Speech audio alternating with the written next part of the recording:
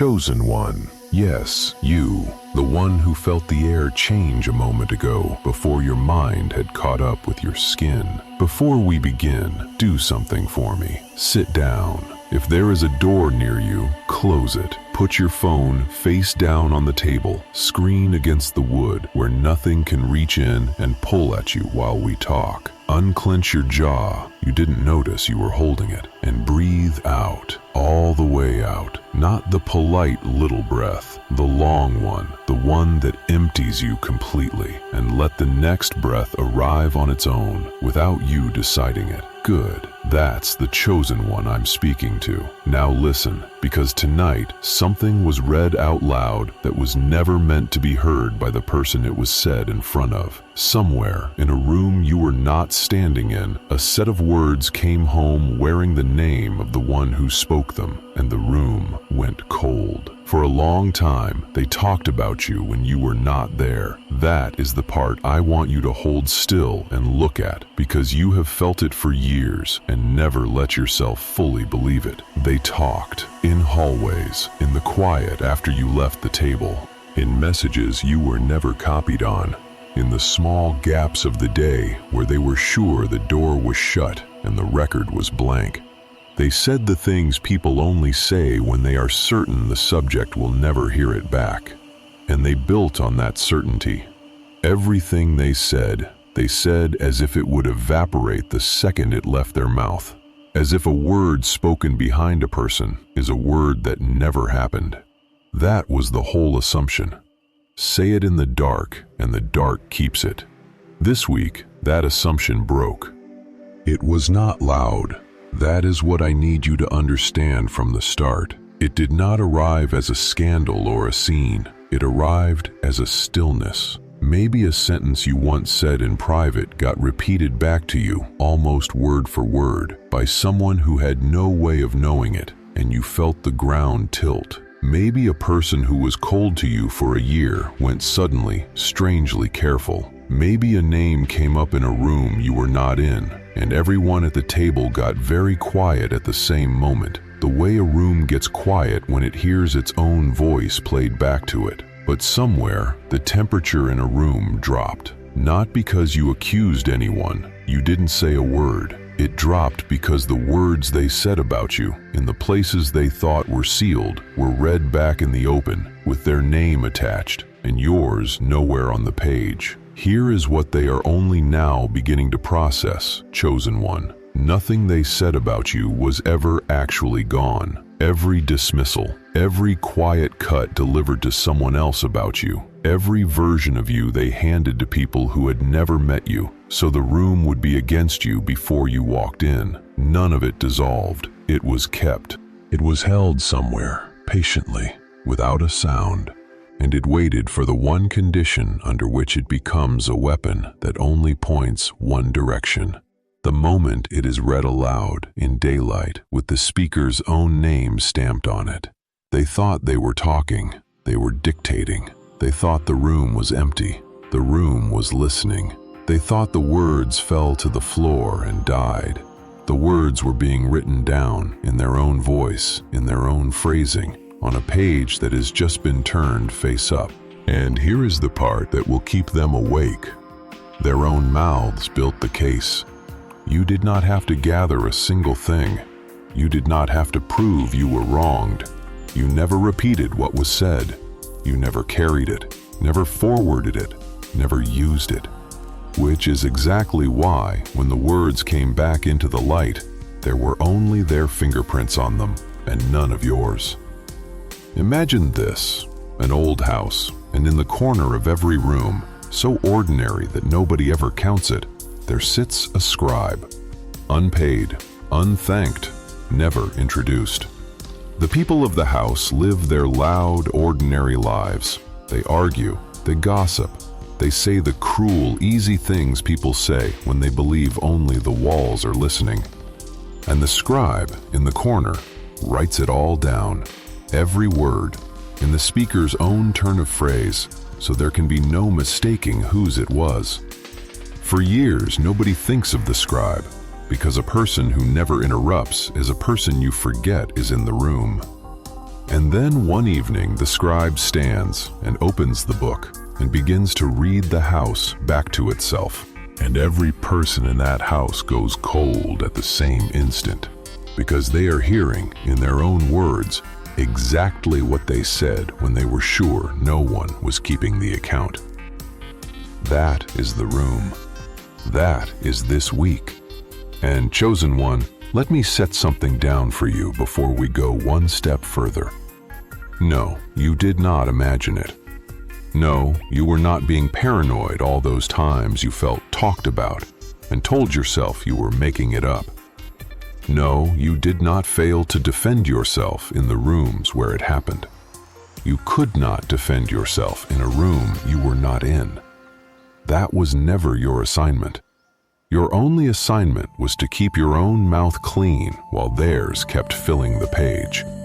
And you did that, whether you knew it or not. If this is landing where it is supposed to land, chosen one, do one small thing. Tap the like and subscribe. Not for me. This message goes further when it moves, and somewhere out there right now is someone sitting in the quiet, exactly like you were an hour ago, certain they were talked about, certain nobody would ever have to answer for it. Pay it forward to them. Let it reach the next chosen one who needs it. That is the whole mission. Now, let me tell you what has actually been happening while you thought the words were disappearing into the air. They were not disappearing. They were accumulating. Every time someone spoke about you where they thought it was safe, they were not spending words. They were making a deposit into an account that has your enemy's name on it and not yours. You went on with your life. You assumed the things said about you behind closed doors were lost the moment the door reopened. You were wrong about the losing. You were right about the door. The words stayed on the far side of it, gathering, keeping, waiting for the light. You did not hear the account filling. You were never meant to. Here is the line they can't say out loud. Everything we said when we thought no one was recording is now the only thing on the record. Sit with that, chosen one, because it changes the whole shape of what you have been feeling. You thought your quiet made you defenseless in those rooms. Your quiet is the reason your name is clean now. The person who never repeats the cruelty leaves no copy of it in their own hand. The person who says it over and over, sure it will never be read back, hands out originals, signed. You might wonder why nobody warned them, because a warning would have made them careful, and careful was the one thing that could have saved them. If they had ever suspected the room was keeping the account, they would have chosen their words. They would have been kind on the record and saved the knife for a channel they trusted. But they trusted the whole world. They believed the dark was private, so they spoke freely, generously, at length. And the freer they spoke, the more of themselves they wrote down. So here is the name for what they just found. The readback.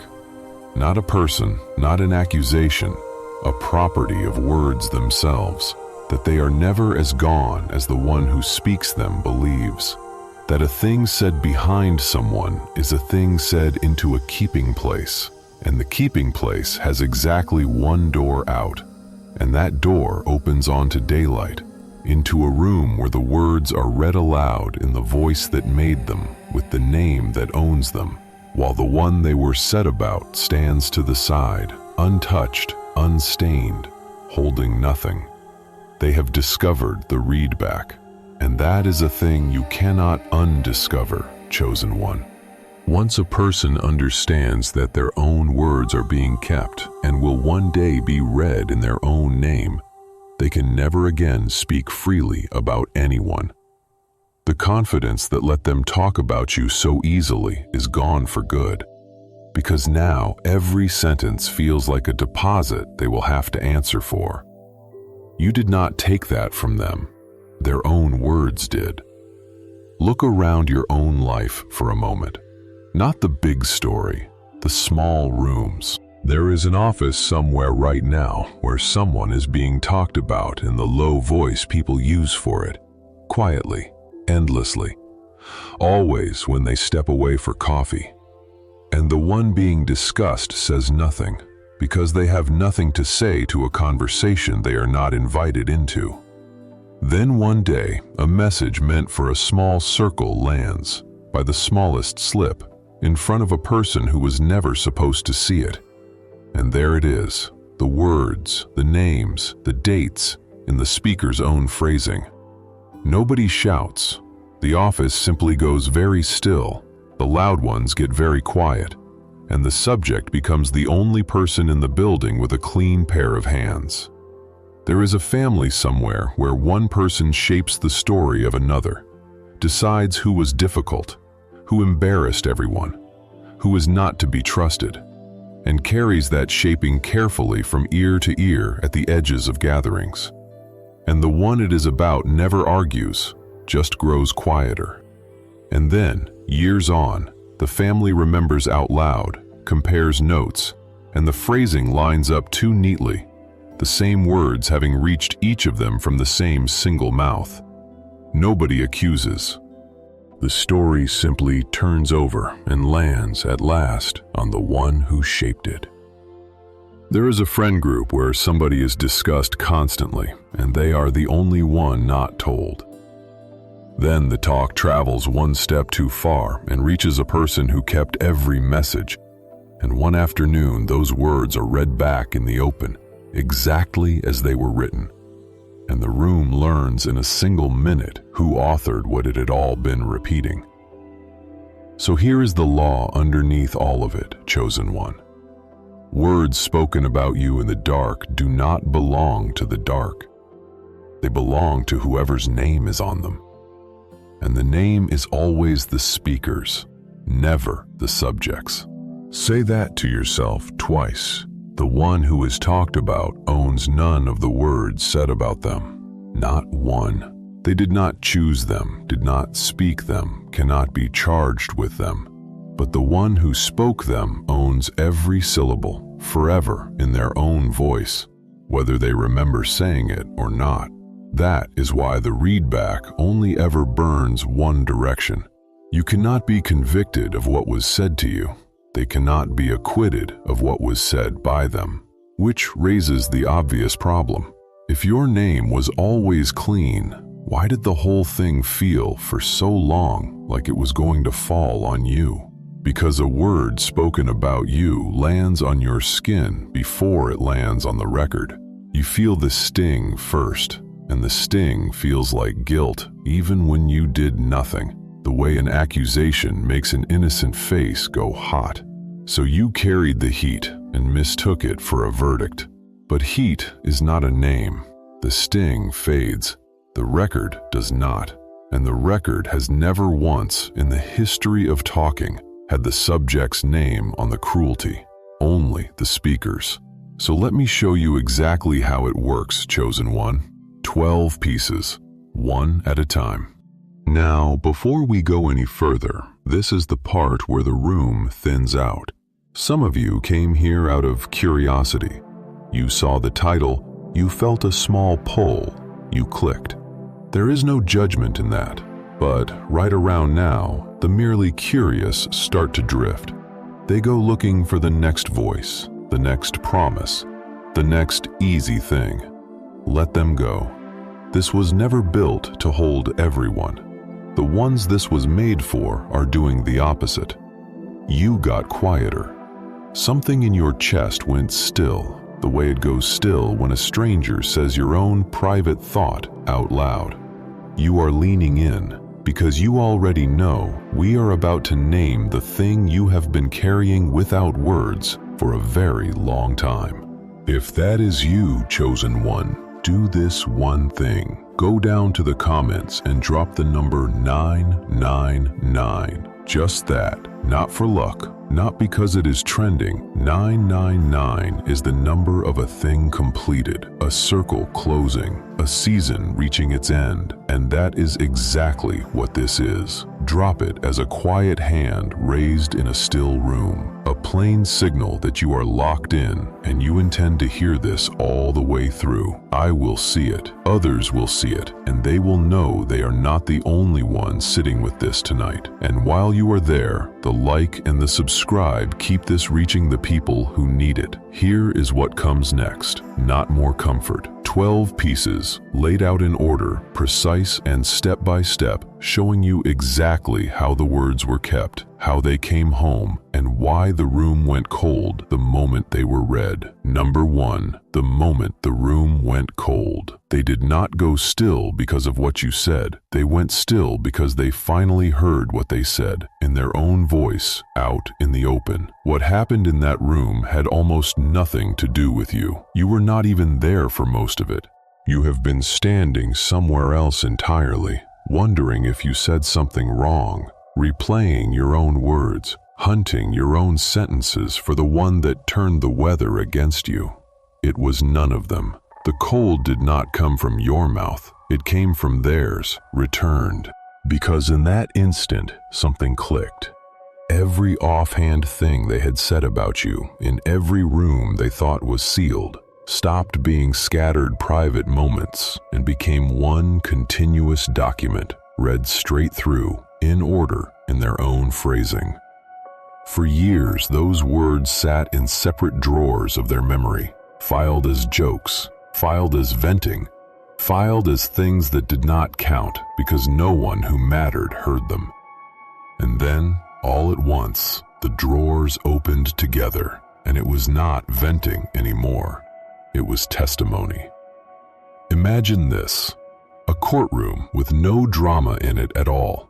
Just a clerk in the corner with a bound transcript, turning pages in a flat and patient voice.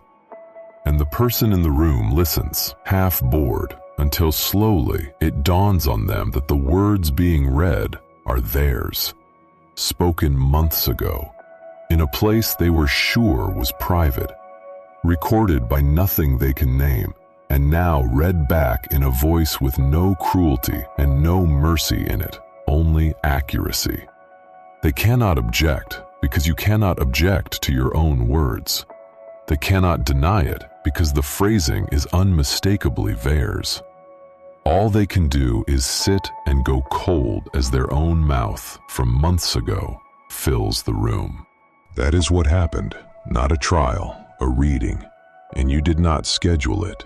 It simply came due. You might wonder why the reaction was so severe when nothing new was actually said, because the damage was not in front of them, it was behind them. They were not calculating what you might do next. They were rehearing everything they had already done, and there is no defense against the past, chosen one, because it is already spent. They realized in one breath that every careless word had been a deposit, and the account had just been read aloud in their name. Fear is not a shape in the doorway. Fear is the moment a person hears their own voice say the thing they were sure no one would ever hear. Here is the line they can't say out loud. We are not afraid of what they will say about us. We are afraid of what we already said about them. That is why nobody in that room could speak. Not shame exactly, something closer to vertigo. They had built their footing on the belief that words behind a person do not count, and the floor they were standing on turned out to be made entirely of those words. No, you did not miss a step. No, you did not push too hard. You simply stood in the light while the dark gave back what was spoken into it, and the giving back was never yours to control. The cold was not a warning. It was a reading of the record. Number 2, nothing you thought was gone was ever gone. What looked like words dissolving in the air was words settling into stone. They believed in evaporation. That is the quiet religion of everyone who talks about people behind their backs. The faith that a word, once spoken and unheard by its subject, simply ceases to exist. Said and gone. No trace, no cost, no keeping. It is a comfortable belief, and it is completely false. And their comfort with it is exactly why they said so much. Here is what they never accounted for. A word is not weather. Weather passes. A word is a mark. The instant it is spoken, it exists somewhere, in the memory of whoever heard it, in the phrasing they will half-consciously repeat, in the small adjustment it made in how a third person treated you. It does not need a recording to survive.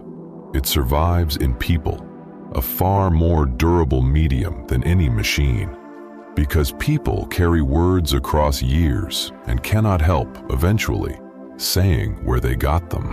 Imagine this, a message written in ink that looks like nothing at all when it is fresh, invisible on the page, no color, no evidence.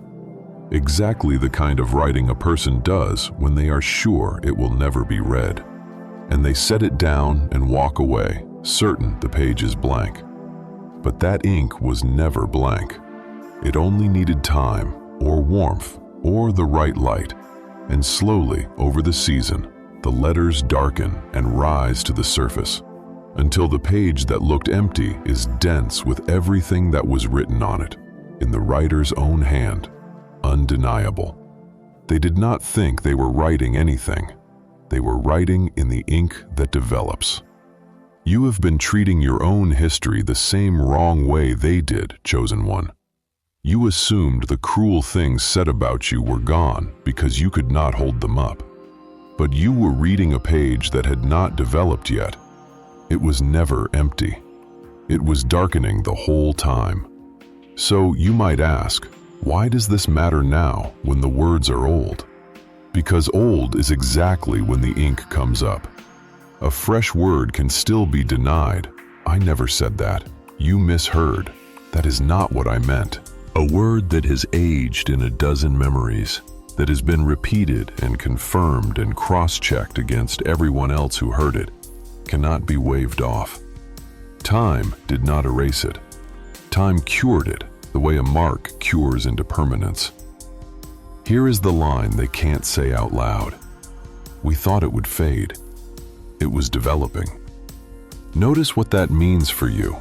You do not have to remember every wound in order. You do not have to keep the account yourself. The account keeps itself in a medium far more patient than you, and it comes up on its own schedule in the speaker's own hand. Stop grieving words you thought you lost. You lost nothing. They kept everything, for you, without meaning to, in their name. Number 3, the name was always attached. You never had to say who. The words carry the voice that made them. There is a thing you have wanted in the low hours. Proof. Some way to show that the words were said and by whom, so you would not have to be the only one who knew. You imagined making the case, naming the names, insisting against their denial. Set that whole burden down, chosen one. You were never going to have to identify anyone, because a word does not travel alone. It travels with its voice. The exact phrasing, the particular cruelty, the specific turn only one person uses. These are as good as a signature. Better, because a signature can be forged and a voice cannot. When the words come back, they do not arrive anonymous, waiting for you to accuse someone. They arrive already named. Everyone who hears them knows the mouth. You do not have to point. The words point for you, back down their own path, to the one hand that could have made them. And before we go any deeper, chosen one, do one small thing. If this is landing where it was meant to land, drop 999 in the comments, not for me, but as a quiet hand raised in a crowded room, a way of saying, I am here, I am one of the ones this was written for. 999, the number of a cycle finishing, a season closing on time, a thing completed. Leave it below and let the next chosen one see they are not the only one who stayed. Imagine this, a note left to do harm, written by someone who was careful to sign nothing, no name at the bottom, no address, nothing that could tie it to them. And they feel safe because they left off the one line they thought carried the identity. But the whole note is in their handwriting. Every letter is their hand. The slant, the pressure, the particular way they cross a word out and start again. There was no need for a signature. The signature was every stroke on the page. They disguised the one thing that was never the evidence and signed everything that was. That is every word said about you in the dark. Unsigned, they believed. Signed in full, in truth. Because you cannot speak without speaking in your own voice, and the voice is the name. They made sure never to say it to your face, never to put their name on a formal page. And all the while, the phrasing itself was the fingerprint, and the phrasing is the one thing a person cannot help. You are most yourself exactly when you think no one is keeping the record. Here is the line they can't say out loud. We left our names off everything except the words themselves. Understand what this frees you from, chosen one. You are not required to be the accuser. You are not required to stand up and say it was them. The readback is not an accusation you have to make. It is a recognition everyone else arrives at on their own, the moment they hear the voice inside the words. Your hands stay in your lap. The naming does itself. You never had to say who. The words already knew. Number 4. Why your silence kept your name off the page. You did not stay quiet out of weakness. You stayed clean out of instinct. You have wondered whether you should have said more. In the rooms where it happened, in the aftermath, you have replayed your own restraint, and sometimes called it cowardice. You watched them talk, and you did not talk back, did not match them, did not go find the third person and give them your version. And in the honest hours, you have asked whether a braver person would have fought fire with fire. Let me take that apart, because it has the whole thing upside down. Here is the mechanism. Every word you had spoken back in the same low channels would have gone into the same keeping place under your name. The readback does not check who was right. It only records who spoke. If you had answered their gossip with gossip, their version with a counter-version whispered to the same ears, then, when the season turned and the account was read, your name would have been on the page too, right beside theirs. The reading would have burned both directions. It would have had two authors of ugliness to name instead of one. You did not give it a second author. That is why, when the words came back, they came back naming only them. Imagine this: 2 people on either side of a clean pane of glass, and a mess to be made. One of them takes up the ink and writes all over their side, furious, thorough, certain the glass is a wall and the writing is private. The other simply keeps their hands at their sides and does not touch the glass at all. And then the light comes through from behind, and the writing shows, and every word of it is on one side. The glass was never a wall, it was a window, and it kept a perfect record of which hand did the writing. The one who wrote nothing has nothing to answer for, not because they won an argument, because they never picked up the pen. That was you, chosen one, in every room where you held your tongue and hated yourself a little for it. You were not losing. You were keeping your side of the glass clean. So why did no one tell you that your silence was the strategy? Because you would have performed it, and a performed silence is not the same thing. If you had known your quiet was building your case, you would have made it pointed, made it a weapon. And the moment silence becomes a weapon, it starts leaving prints of its own.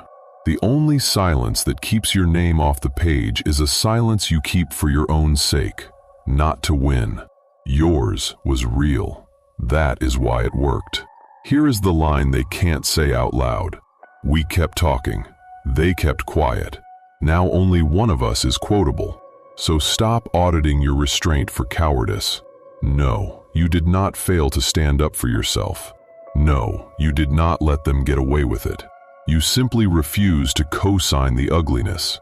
And refusing to co-sign is the only way your name stays off the document when the document is finally read. You were not silent because you had no answer. You were silent because you already were the answer.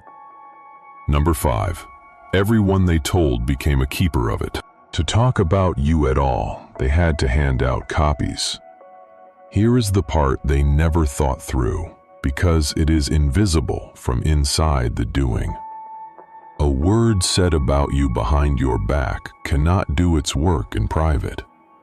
To move against your name, they had to speak it to someone, and every someone they spoke it to walked away holding a copy, not filed, not sworn, just held, in the ordinary way people hold the things they were told. At the time, those people felt like allies. Every ear that took the story in felt like the story spreading, gaining ground, becoming true by repetition. But an ear is not loyal to the story. An ear is loyal to its own owner's reputation.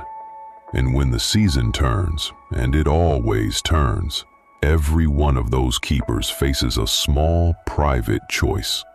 Stand with the one who told the ugly thing, or quietly recall that they always had their doubts, that they only listened out of politeness, that they never really passed it on.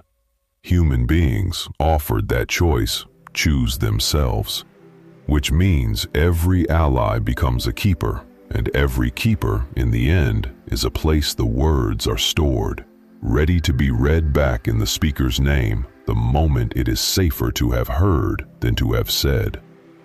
Imagine this: a person who wants a rumor spread, so they make copies, not on paper, in people.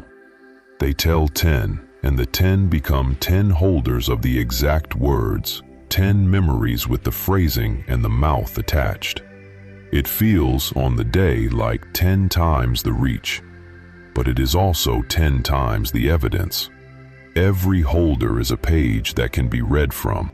And when the wind changes, those 10 do not burn their pages for the sake of the one who wrote them. They hold them out, one after another, saying, "Here is what I was told, and here is who told it." Because being the reader of the record is so much safer than being its author. The one who wanted an army of listeners assembled, without knowing it, a shelf of copies of their own words. A confident word about someone absent is the easiest thing in the world to nod at, chosen one. It costs nothing to receive in the dark. The turning does not mean those people were secretly on your side. It means they were always on their own, and their own interest, which once made them listen, now makes them tell. Here is the line they can't say out loud. Everyone we told is now everyone who can tell. So do not fear the number of people the words reached. That number was never a wall closing around you. It was a shelf of copies, and a shelf of copies only ever hurts the one whose name is on every page. The wider it spread, the more places it is now kept, in the one voice it can be traced to. It came back through the very people they trusted to carry it away. Number 6. Why it surfaces now and not before. The words did not change. The weather did. You might ask why all of this is rising now, when for years nothing rose at all. You watched the cruelty happen and disappear, and no reckoning ever came. And you began to believe none would. Understand what the delay actually was. It was not the record failing. It was the record waiting for the one condition under which words can be read back, a change in who the weather favors. People do not repeat what they were told while the one who told them still holds the warmer position. There is no profit in it and real risk. So they keep their copy quiet. But the season turns, as seasons do. The one who did the talking loses a little standing, or the one who was talked about gains a little, or simply enough time passes that the old loyalties go slack. And the moment the pressure lifts, the tongues that were holding the words loosen all at once, and the thing one person kept privately becomes the thing a whole room discovers it has been carrying in common. Imagine this: a reservoir, high and full for years, and beneath its surface, drowned long ago, a road, a low wall, the foundations of a place that used to stand there. For as long as the water stays high, none of it can be seen. It is not gone, it is submerged. Then comes a dry season, an ordinary one, nothing dramatic. The water simply lowers, inch by inch, and the drowned things come up into the air exactly as they were left. The road still leading where it led, the wall still standing where it stood. Nobody built them anew. The weather just stopped hiding them. That is the readback, chosen one. The words were always down there, whole, in the shape they were spoken. They needed only for the water to drop. It could not have come sooner. Words read back too early get denied and buried again, dismissed while the speaker still holds the room's favor, and the dismissal drives them deeper. The account has to wait for the weather that makes people willing to have heard. That weather cannot be rushed. It can only be trusted. Here is the line they can't say out loud. Nothing surfaced for years, so we thought we were safe. The quiet was just the water still being high. So stop reading the delay as a verdict in their favor. No, you were not passed over. No, the account did not forget you. It was submerged, waiting for the dry season, and the dry season always comes. The words did not need to change. They only needed the water to fall. Number 7, they cannot deny their own voice. You can argue with an accusation. You cannot argue with a recording of yourself. Here is where their whole defense collapses before it starts. When a person is accused by someone else, they have a move, and it is an old, reliable one. Deny, reframe, question the accuser, make it one word against another.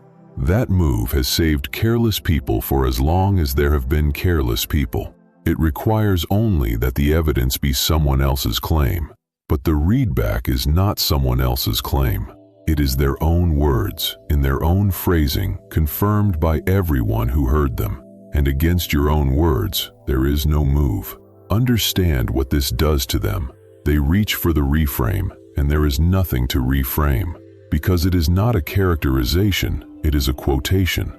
They reach for the denial, and the denial dies in the mouth. Because to deny it, they would have to disown their own voice in front of people who know it. They reach for the counter-accusation, but your side of the glass is clean. There is nothing written there, no matching ugliness to point at. Every tool they have ever used to escape being pinned depends on ambiguity, and their own exact words have removed the ambiguity entirely. Imagine this: a bell rung once, hard, in a still valley. And the one who rang it, the instant the sound leaves, wishes it back, reaches out to grab the note out of the air, to press it back into the metal, to make it never have sounded. But a rung bell cannot be unrung. The note is already crossing the valley, already in every ear, already its own event in the world, entirely beyond the reach of the hand that started it. There is no gesture, no explanation, no cleverness that pulls the sound back into the bell. It was said, it is out. It belongs to the air now. That is a word spoken about you, chosen one. The moment it left their mouth, it became unrecallable. They can regret it. They cannot unring it. And when it is read back, all they can do is stand in the valley and listen to a sound they made and can never make stop. So why does this leave them so helpless, when they are usually so good at slipping loose? Because they trained their whole lives to escape other people's accusations. And this is not an accusation. It is a reflection. You cannot talk your way out of a mirror. You cannot cross-examine a recording. The one form of evidence that no practiced denier has ever learned to beat is the sound of their own voice. Here is the line they can't say out loud. We know how to fight what someone says about us. We never learned how to fight what we said. No, you do not have to prove anything, chosen one. No, you do not have to win an argument. There is no argument. There is only their voice read back and their name on it, and the plain fact that no one has ever successfully denied being themselves. You never had to make the case. Their own voice makes it, and it cannot be cross-examined. Number 8. The ones who came back careful. Some people warm to you overnight, and it is never conscience. You have watched it happen. Someone who was cold to you for months, short in the hallway, dismissive in the meeting, quick to talk when you left, turns, without a single conversation, without an apology, suddenly careful. They use your name again. They wait for your answer when they ask how you are. They handle you the way people handle something they have reappraised. And you told yourself it was conscience. You told yourself people grow, that maybe they had a hard season and came out softer. That was generous of you. It was also wrong. Here is the mechanism. People do not warm in private. They warm after information reaches them.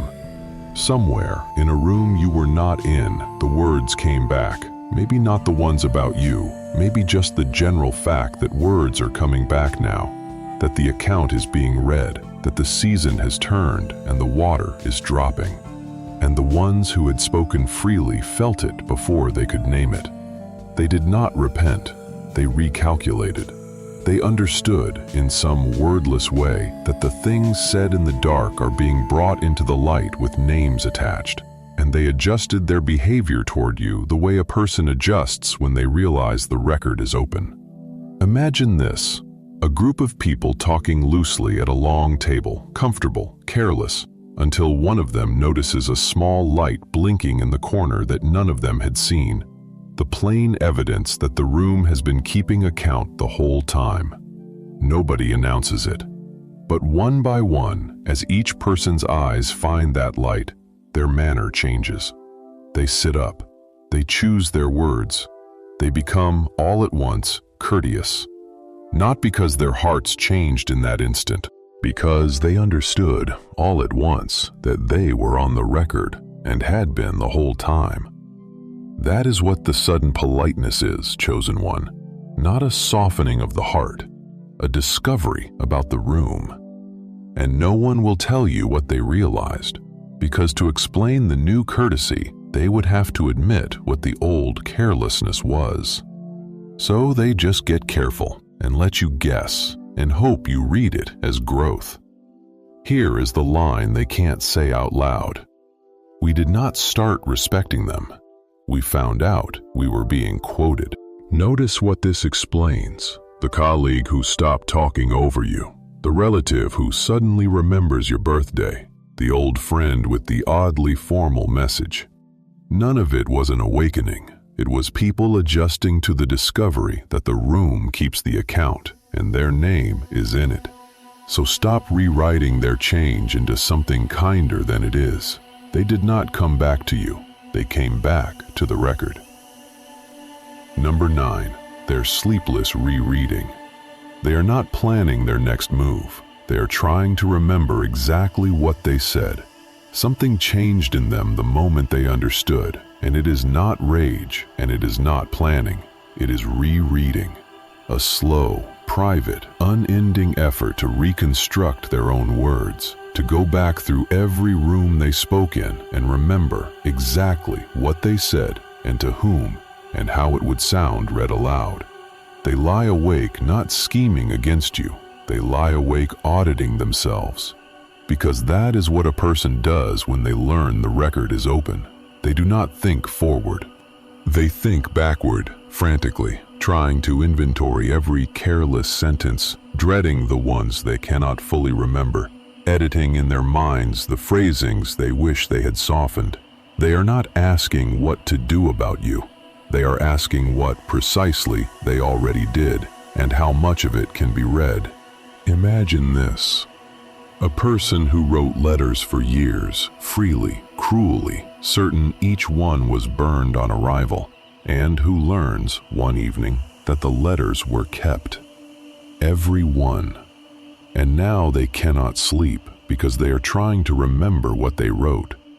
Not this letter or that one, all of them, the exact words.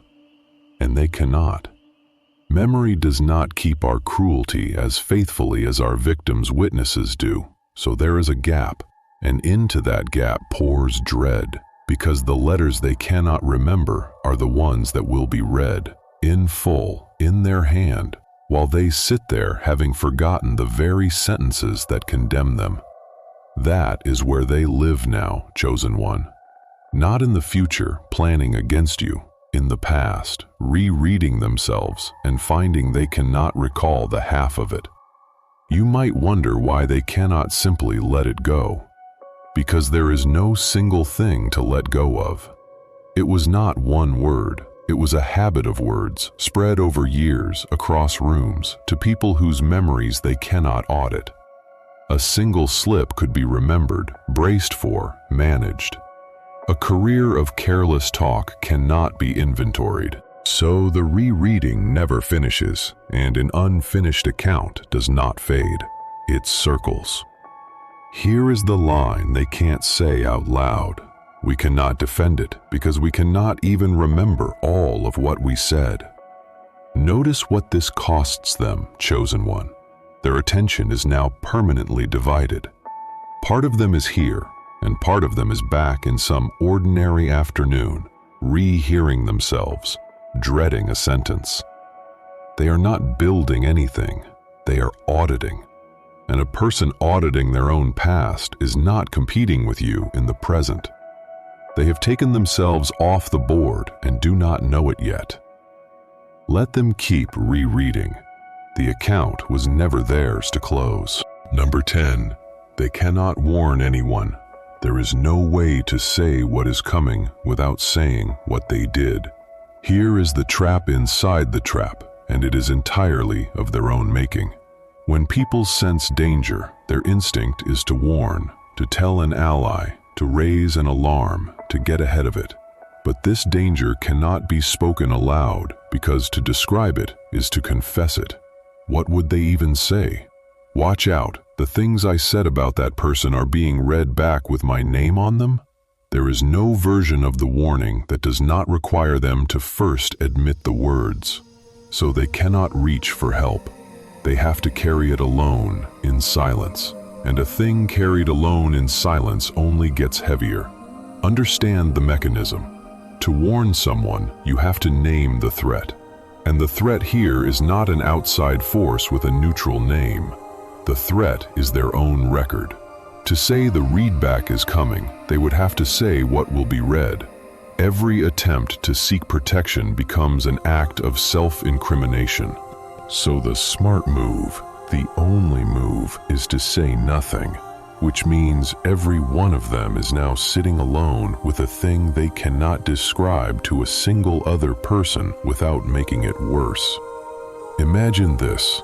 A person who has learned that a flood is coming to their street, but the flood is made entirely of a thing they buried, and to warn the neighbors, they would have to explain what they buried and where and why.